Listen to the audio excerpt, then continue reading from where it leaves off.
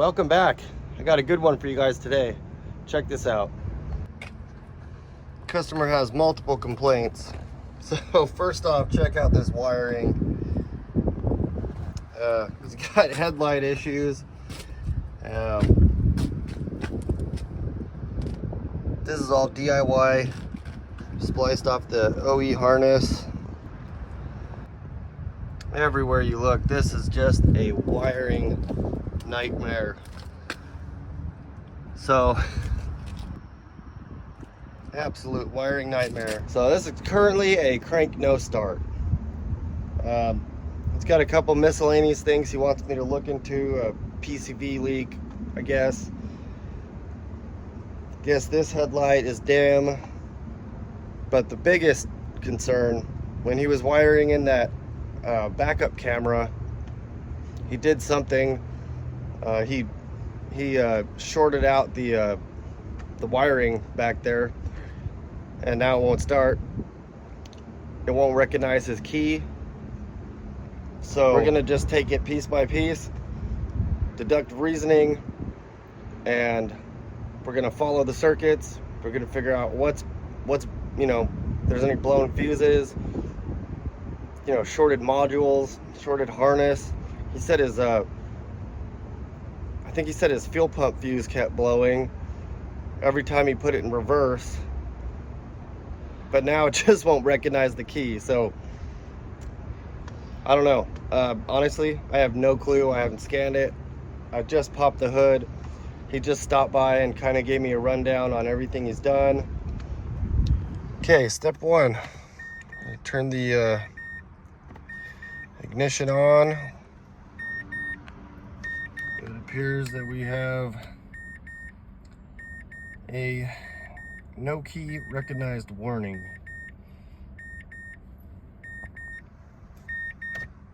I do hear the fuel pump, so that's a good sign.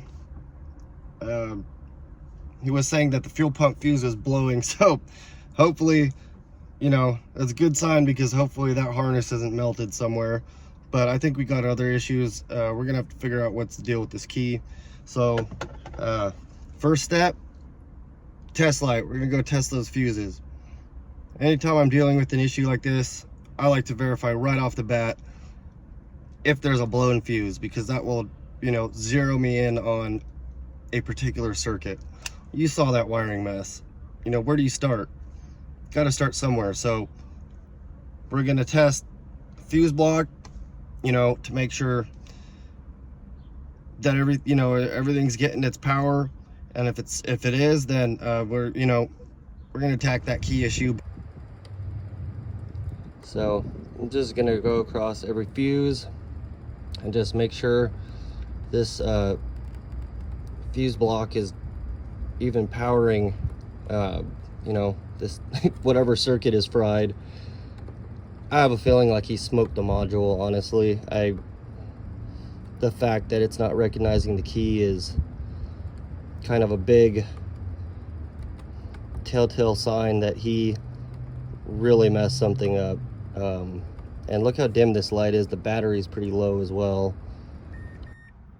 So I'll go to turn the ignition off, and it's not turning off. Let's see.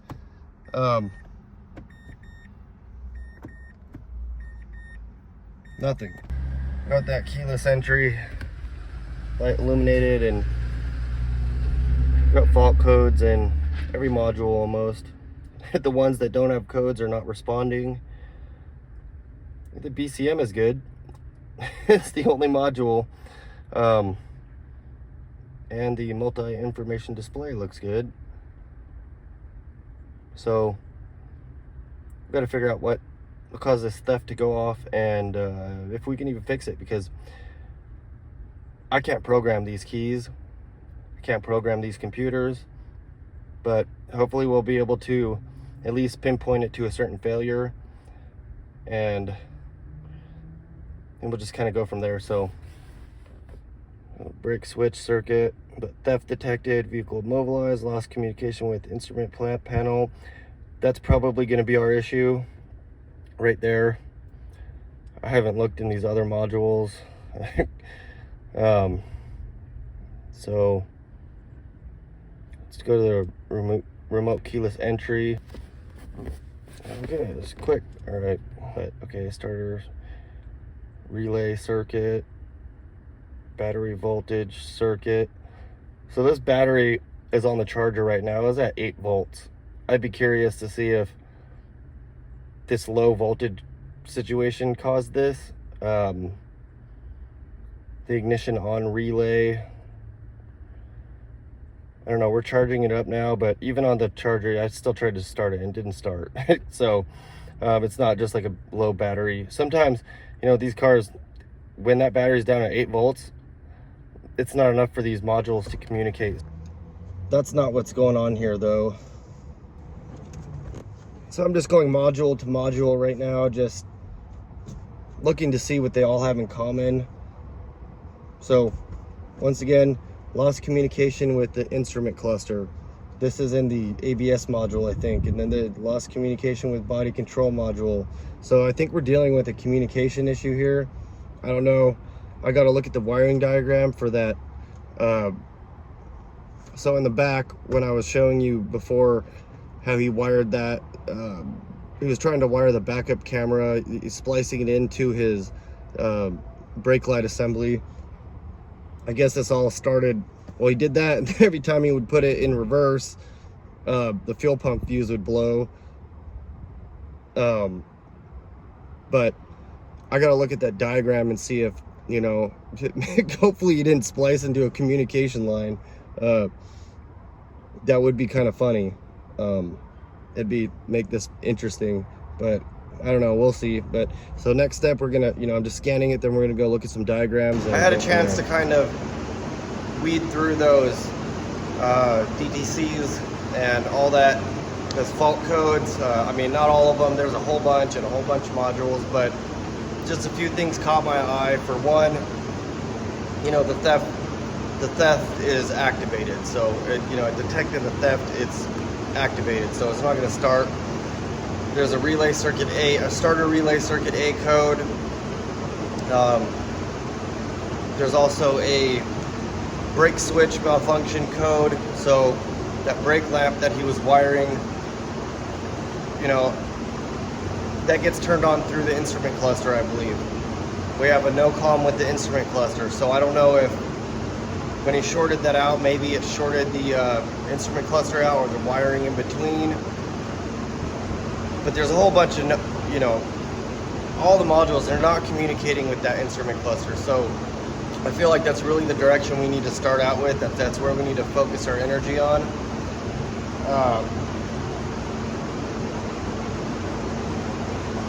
Yeah, so it looks like that's, I just have a couple notes here I wrote down. There's a lot of stuff to comb over. Something like this, you just got to pick something, stick with it, roll it out. So I checked all those fuses, but I'm going to go take another quick look just at that these relays and see if anything looks funny. We'd really need to figure out that the no-com and that theft, because even if you fix all the wiring and you fix the communication, if that theft is activated, we got to figure out if I'm even capable of turning that off. Sometimes you have to flash the ECM, sometimes you have to program a new key, and on a Mazda, I don't have that capability. I don't believe, not on this Mazda at least. So we're gonna go look into that and just kind of move forward. First, I want to know if there's an open in the CAN bus circuit. We're gonna measure between pins 6 and 14. So we're gonna measure between pins 6 and 14, and we're measuring resistance right now. So you want to do this with the key off. You do not want the key on, or you'll get skewed results. Okay, so that's off the charts. We should be seeing 60 ohms there. So between pins 6 and 14. So the fact that they're not stabilizing tells us that we have some issues, probably a bad module. So as you can see, it's just not stabilizing. We're between pins 6 and 14. None of these other modules are communicating with the instrument cluster, which is tied directly into that brake switch that or the brake circuit that he shorted out. I think he shorted this cluster out. If we were to have a reading of 120 ohms, that would indicate an open in the CAN bus circuit somewhere, most likely. 60 ohms is good. That's what we want to see. It lets us know that those two terminating resistors in the CAN bus circuit are intact and the circuit is fine. So 120 ohms, got to open in the circuit. One of those resistors is bad or whatever. What we're getting here, 230 ohms, 310 ohms, and it won't stabilize. That indicates that we got a fried module. So my guess would be when he shorted out that brake switch, it shorted out this instrument cluster, which is now, that's the gateway module. It's not recognizing the key. It's not allowing the theft system to work properly. When you have a module like the instrument cluster, that's so, it's a big part in this electrical system. So when it gets fried, it's not going to recognize the key. It's not going to start. It's not going to command the starter relay. So now that we suspect a faulty module, and I suspect this instrument cluster, we need to verify that it's actually the cluster that's bad and it's not, if we were just dealing with like a cluster issue, I'd be looking at fuses, and which still you want to look at, but the fact that we're getting 230 ohms of resistance in this communication circuit tells me that this module is fried. But now we got to prove it.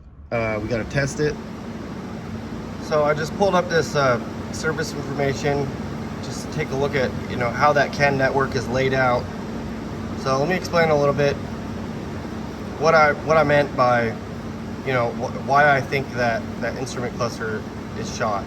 So you're gonna have, in a CAN circuit, you're gonna have two terminating resistors. So the PCM, it has one, you can see it right there. 260 ohm terminating resistors. We got another one in the instrument cluster. So, if we were to see, and keep in mind, 60 ohms is a healthy CAN network. If we were to see 120 ohms, that would indicate, an open in this circuit somewhere. A wiring issue, or, connector, or something of that nature. The fact that we're seeing 200 ohms, 300 ohms, and it's not, it just keeps fluctuating, it's not steadying out, that indicates that we have a fried module and nothing's communicating with the instrument cluster. So, like when we scan the vehicle and, this ABS module said no communication with instrument cluster. This BSM control module, same thing. I can't remember. I think the BCM, it had no codes in it, so I'm not sure. I guess the BCM's communicating. The keyless control module, not communicating with the instrument cluster. So that's just kind of a little rundown on what what I was talking about when I was trying to explain all that stuff. Maybe seeing this can put it in perspective.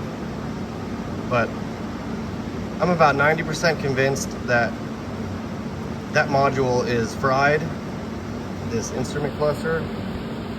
So now we just need to, put another dart in the target. We need to prove it without a doubt, because it's an expensive part, it's an expensive repair, and we just don't guess with things like this.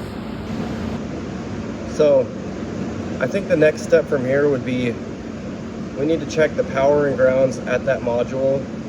We can check the communication lines, we can get the scope out and see if, we can see in data packets if it's communicating, but I can tell you right now it's not. There's, nothing's communicating with it.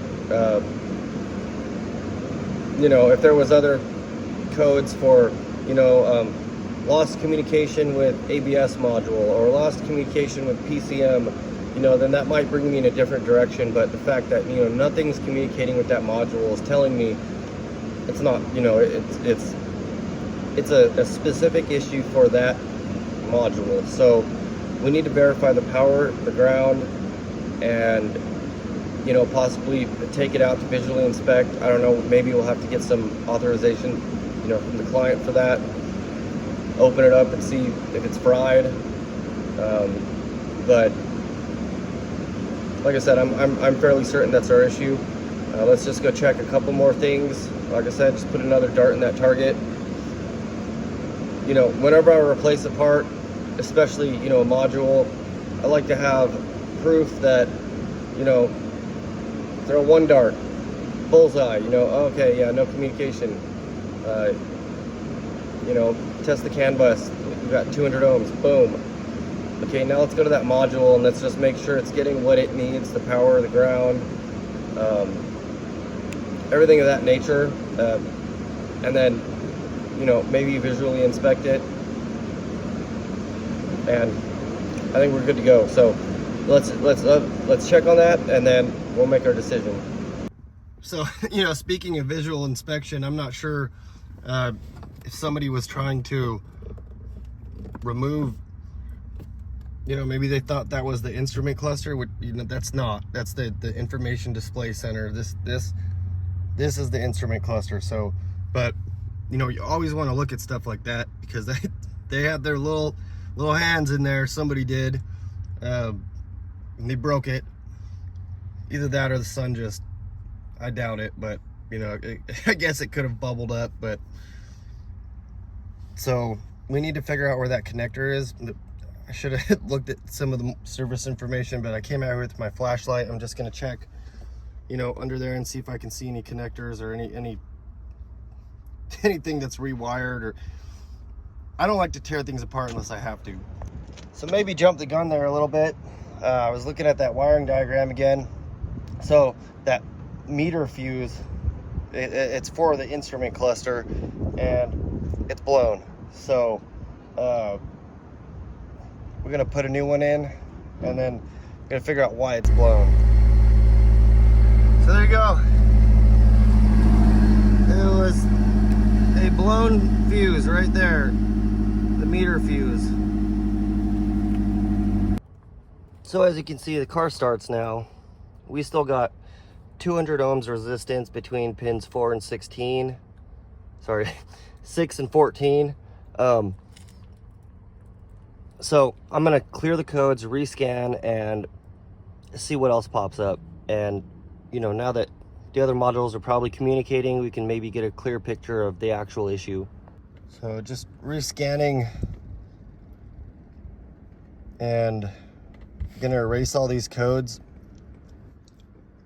And I just say that because, you know, typically you don't want to erase the codes until you've verified the fix. Well, yeah, it starts now, it's fixed, but because of the no communication there, I mean, there was codes in every module, you know, the battery was low, there was low voltage codes, there was, you know, it was a mess. You know, trying to sort through that is, you know, just a real pain. So I'm just gonna see, you know, if something pops right back up. So I'm just gonna exit out of here. Let's do the auto scan again. You know, if something, I should have cycled the key,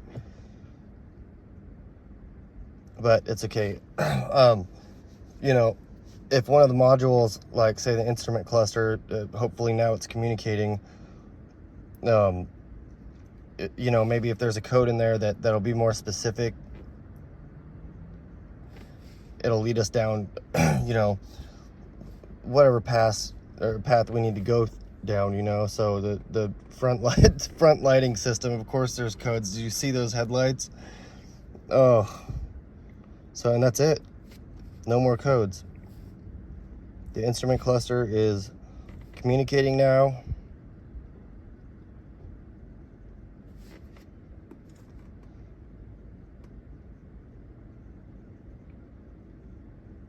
So that, you know, I don't know if, I still don't know why we're getting 200 ohms on that circuit. That's that may haunt me until I figure it out. But let's see what these codes are for this. And actually, well, I mean, I was gonna say,